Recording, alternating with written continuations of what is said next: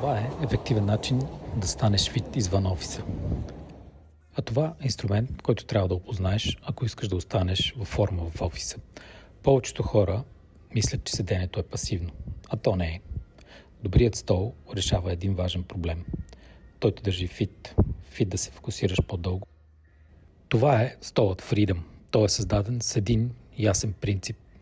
Столът се адаптира към теб, а не обратното. Височината на седалката, дълбочината на седалката, лумбалната извивка, подлакътниците. Всяка настройка решава конкретен проблем с разпределение тежестта и позициониране. Заедно те позволяват на тялото да остане подкрепено и динамично в естествена стойка. Първо, височината на седалката.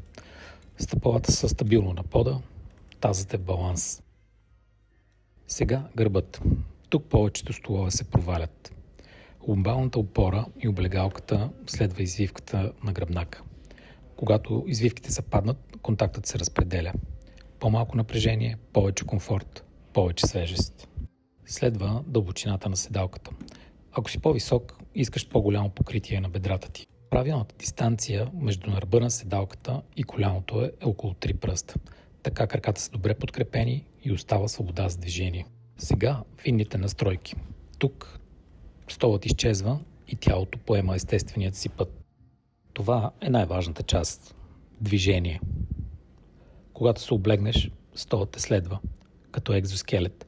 Теглото ти активира механизма, а той се адаптира автоматично. Без ръчки, без мислене. Движението поддържа здравето ни физически и психически. Подлакътниците се движат заедно, в синхрон с тялото. Тялото остава подравнено. Слизат ниско, за да освободят място, когато работиш близко до бюрото. Сега облегалката за глава.